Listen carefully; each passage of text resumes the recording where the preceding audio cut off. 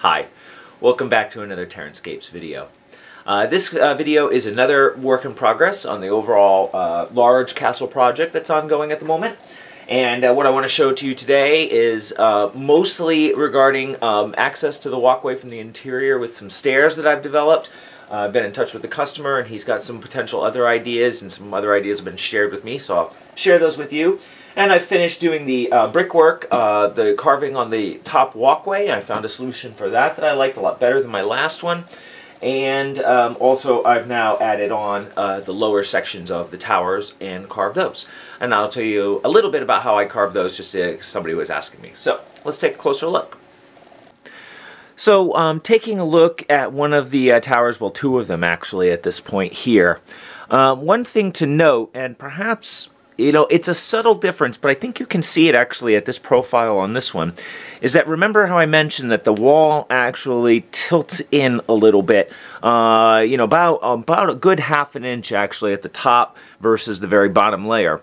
So when I added in the towers, I wanted them to be perfectly vertical. And I thought that that might add a nice little contrast, you know, where it would be sort of thinner at the bottom and then widening at the top. And that is not as readily evident to the eye as I thought it might be, but in any case, it presented kind of a unique challenge on getting them onto there, as what I did, and I'll show you a picture here in a second, is I actually put up sandpaper on the surface of the wall and then sanded the towers so that they would fit a perfect, well, or very close conformity to the curvature of the wall. And that actually worked out pretty well. I had to carve out the insides of them first using the freehand router, and I'll show you a picture of that now.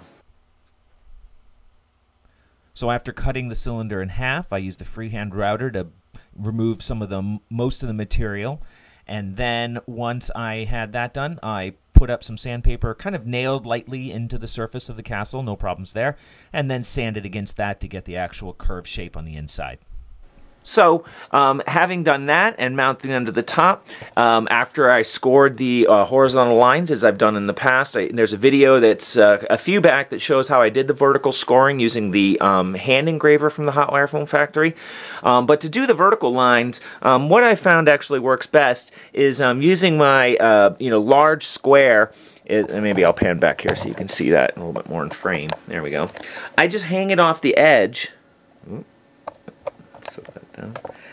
That's what I do, is I just hang it off the edge at the prescribed point, and I marked out points around the tower, and then I can go in and score the bricks this way vertically, you know, and I can adjust this, and actually I used a short square to check that this was vertical, so that I could score these vertically like that. So that's you know, an easier way to do that guide, and that's actually the process that I've done around the entire brickwork for the entire project to date, for the vertical lines, that is.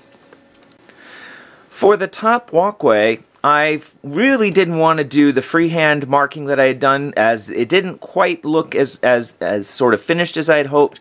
Plus the markings were very shallow because there were so many of them. I didn't want them to be, you know, taking up most of the volume of the surface. In any case, what I decided to do for this one was figure out a way I could do radial lines along the top to score a more even brickway along the upper surface. And I discovered, actually, pardon my jerky tripod moving there, I discovered actually, and if I pan back a little bit, you'll be able to see this process a little bit easier. There we go. But by mounting the hot wire engraver, I'm not going to set this all up, but you can tell, right, it clips into here, and then you can turn it to any angle so I could point it down, fix the depth for it, and then by using my hand as a pinch point, well, if I do it in the backside, probably makes more sense. So I could grab it, use my fingers as a locked-in guide, and then slide it around. I was able to score the radial lines pretty effectively. I was very pleased with that, actually. I was a little worried about how to fix this in place so it wouldn't be, you know, doing this kind of stuff. And using my fingers, I could feel tactily whether it was going to be sliding out of position or not. And that allowed me to score the, you know, the circular lines. And then I went in with a basically a little protractor that I have, and then I could drop in the lines that are the actual radius, cut for all of those. And I just kept adding more and more until I decided it looked like it had enough without making it too busy. And that produced, I think, a much better effect than on the previous castle. And I also learned from my previous experiment, my previous mock-up, to do all of this work first, including the dressing that will be coming next, before I bisect this for transportation and magnets, because otherwise then I'd have to match up stuff, and it's a lot easier to just do it all in one go. So that work has been done. And then comes the most challenging aspect to date. I wanted to have stairs coming all the way up. Now, in the past, somebody had suggested, and actually somebody who even looked at my solution here suggested I could still do that, is bring stairs up to a certain point, let's say here, then insert a door, then put a trapdoor on the top for a model to emerge from. I decided to try to go all the way to the top using stairs in a sort of zigzag ascending pattern. I wanted the steps to be big enough that they could accommodate a miniature fairly comfortably. These are just a pinch over an inch wide, and checking a 25mm round base, it fits pretty comfortably. Not every stair obviously is accessible, but in general most of them are, and you get some flexibility in the movement there. And the problem with it is it's a big piece. I mean, it stands as tall as the wall minus the floor, so this is 12 inches tall, give or take. And to get the vertical height means it has to come out for every 2 inches. It has to come out 2 inches in height. It has to come out an inch. So it comes out about 6 inches, oh gosh, I think it's 8 actually, I'd have to check, into the interior. This will be dressing actually for the bottom here.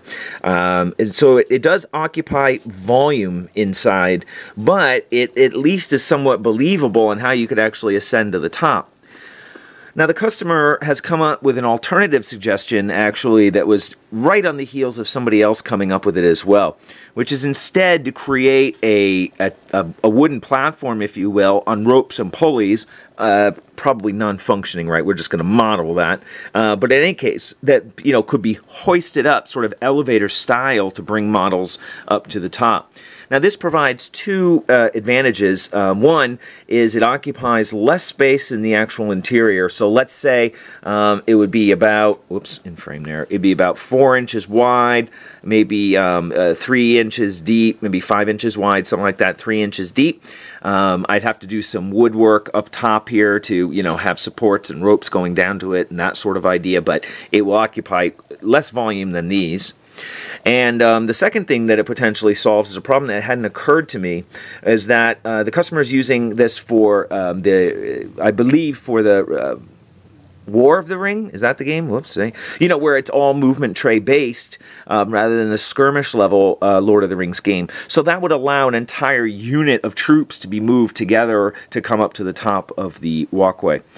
So that's a potential solution. Now, thinking about that, it presents, a potential solution on this side as well, as to come up instead of to here, I need to come all the way up to here. And I cannot do the stairs on this side in the same fashion as I did over here, mainly because once the stairs get up to this point, there's no point in why not just walk across the walkway to get onto the stairs or jump onto them, even if it was like, here sloping up. That's a pretty non-defensible position, and it's going to come out even further into the interior to gain the extra height. So there was no way I was going to do this kind of a solution on this side.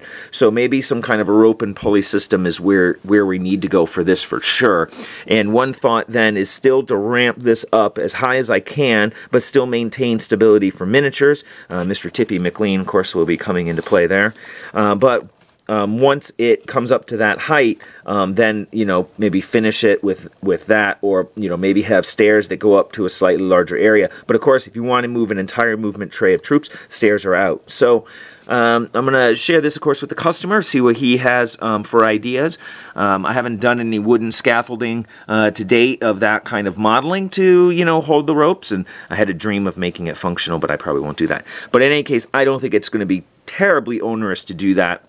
And building the actual platform itself is pretty straightforward. So I think that's going to definitely come into play on this side and may come into play here as well. But I wanted to have the, anyway, my initial intention though was to have it be so that models single file could stream up the walkway, stream up the stairs to get to the walkway. And that was the solution that I came in with. And you may have noticed in the last video I put an annotation in at the end that I had forgotten to show something, and I haven't started it yet because I've still got lots of problems to solve here. But in the back corner here, there is going to be an additional tower that surpasses in size, height, width, diameter, all of that adornment, that will surpass all the others in the structure and will rise up, above this back platform here. Now, I haven't been designing that to this point, mainly because my brain can only fit so much. I can't envision it at the moment, and I don't want to be hindered by it for the development of the interior.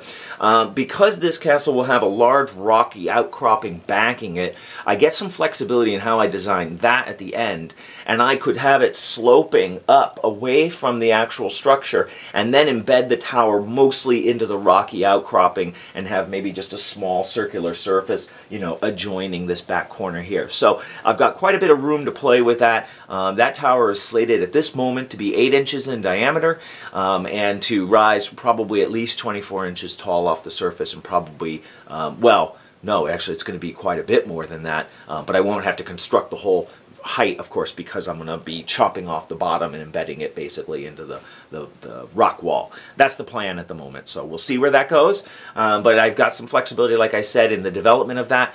And I'll have to think about that carefully for shipping purposes, as when I cut up my last castle for I had cut it up without really doing some measurements. I was like, yeah, that's going to fit in a 26 by 26 box. No, actually it doesn't, because the width of the outer towers was 26 inches, so there was no room for packing. So I had to construct a custom box for that. It's already all boxed up. I'm going to be opening up the clearance section tomorrow. Very close to when you see this, so it will be available for sale and it's all packed and ready to go. But it taught me that I have to think more carefully about bisecting areas, or dissecting? Anyway, secting areas of this castle to ensure that it will fit in packing that, boxes that make sense. So that's something that will definitely have to occur, some real careful consideration for the top tower as well when that comes into play. So still, lots of problem solving to come, but I'm really, really jazzed about the progress that's been made. I really like the solution I came up for the upper deck. If it needed more design, it could still have it added, but I like the radial look of it. And also, most of the major brickwork has been done now, and I also did the interior. I didn't show you, but it looks just like the outside. So all of the major surfaces have been carved at this point with the brickwork. So now all I need to do is start doing the buttresses, the crenellation, well, not the crenellation, I don't think I'm going to crenellate it, but the dressing, the tops of the towers, and once those are done, I can start working on the interior section and the outer tower as well. So keep your eye on the channel. I will be back pretty soon with some more updates on this and some other projects that I have underway as well at the same time. So thanks for watching. As always, comments and questions are always welcome, and I do appreciate you taking the time to watch another TerranScapes video.